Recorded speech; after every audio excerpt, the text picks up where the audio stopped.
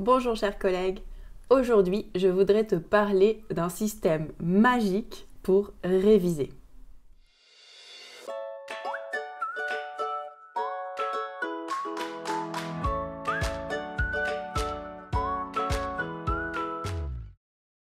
Alors si tu aimes les vidéos que je te propose, je t'invite à t'abonner à la chaîne et surtout à cliquer sur la cloche pour activer les notifications et ainsi être averti à chaque fois qu'une nouvelle vidéo est publiée.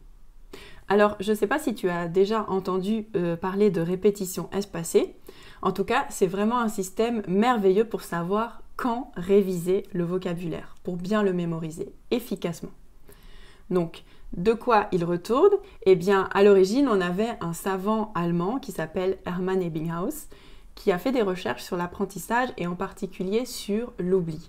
Il a dessiné les fameuses courbes de l'oubli, peut-être que tu les as déjà vues. Donc c'est une courbe qui mesure le pourcentage d'oubli d'apprentissage sur une liste de vocabulaire au cours du temps. Et si on regarde cette courbe, finalement c'est assez déprimant, on s'aperçoit qu'on oublie tout ce qu'on apprend. Mais il est allé plus loin, il ne s'est pas arrêté là, heureusement, et il a aussi testé avec des répétitions à intervalles déterminés. Et ça, heureusement, ça montre que là, on oublie beaucoup moins. Et il y a donc des intervalles précis à respecter pour en oublier le moins possible tout en ne répétant pas trop souvent. C'est un intervalle optimal. Donc lui, dans son expérience, il répétait 10 minutes après, le jour d'après, et après une semaine, et après quelques mois ensuite.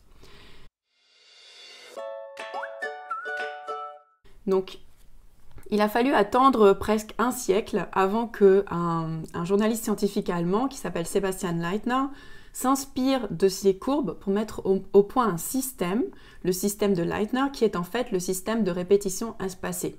Donc ça fonctionne avec des fiches classiques de vocabulaire que peut-être tes apprenantes et apprenants utilisent déjà.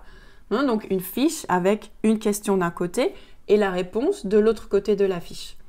Pour le vocabulaire, ça peut être par exemple le mot en langue maternelle et de l'autre côté, il faut retrouver le mot dans la langue cible, donc en français pour nos apprenantes et apprenants. Mais ça peut être une autre question. Ça peut être la définition en français. Si tes apprenantes et apprenants ont déjà le niveau B1, ça devient possible d'avoir une définition en français pour retrouver le mot original. Ou alors ça peut être retrouver le contraire, retrouver l'antonyme, ou alors retrouver un synonyme, ou alors chasser l'intrus. Ça peut aussi être d'autres questions. En tout cas, tu as d'un côté une question et de l'autre côté de la carte, tu as la réponse. Ce sont des fiches de révision classiques. Et Leitner, il a mis au point une boîte avec des compartiments. Enfin, c'est très simple, c'est juste une boîte avec des compartiments.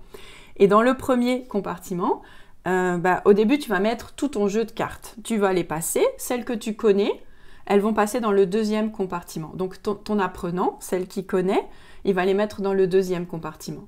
Et celles qui ne sont pas connues, elles restent dans le premier compartiment.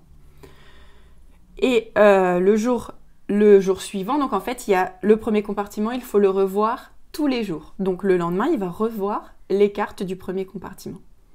Et celles du compartiment 2, il va attendre le deuxième jour pour les revoir. À ce moment-là, il va refaire le test, ou elle va refaire le test, et les cartes qui sont connues, elles vont passer dans le troisième compartiment. Celles qui ne sont pas connues, elles vont revenir dans le premier compartiment, à répéter tous les jours. Donc à la fin, il n'y aura plus de cartes dans le deuxième compartiment. Et ainsi de suite. Donc le troisième compartiment, il va être à répéter toutes les semaines, et le quatrième compartiment tous les mois. Et si tu as même un cinquième compartiment, ça peut être tous les 4 à 5 mois pour réviser à long terme.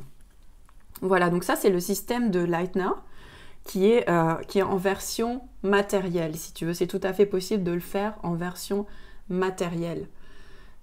Maintenant, il existe des applications qui utilisent précisément ce système. Donc, il y a par exemple Anki, que les apprenantes et apprenants apprécient particulièrement. Moi, j'aime bien Quizlet, parce qu'il propose aussi plein d'avantages pour les enseignantes et enseignants, notamment des quiz que tu peux faire en classe, ou alors même des évaluations maintenant. Il y a l'outil évaluation.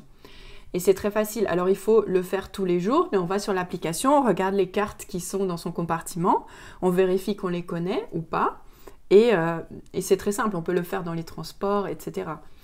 Alors, il y a aussi Memrise qui utilise ce système et peut-être que tu peux regarder si tu veux des listes toutes faites parce que sur Quizlet et Anki, il faut les rentrer soi-même.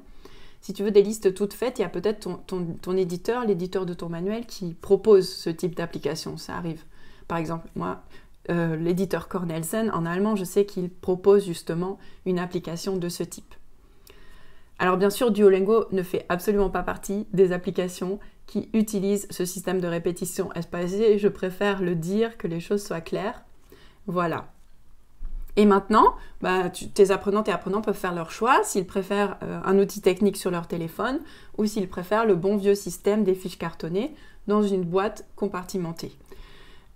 Comme je te l'ai dit au début, en fait, le premier rappel, c'est 10 minutes après. C'est pourquoi ça peut être intéressant de déjà faire un rappel à la fin de ton cours. Alors, c'est pas exactement 10 minutes, mais de revoir les mots qui ont été vus pendant la séance, à la fin de la séance.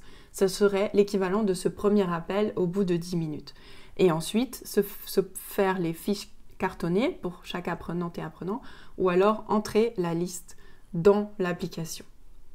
Voilà, j'espère que ça t'a plu, que tu en sais désormais un peu plus sur le fonctionnement de la mémoire.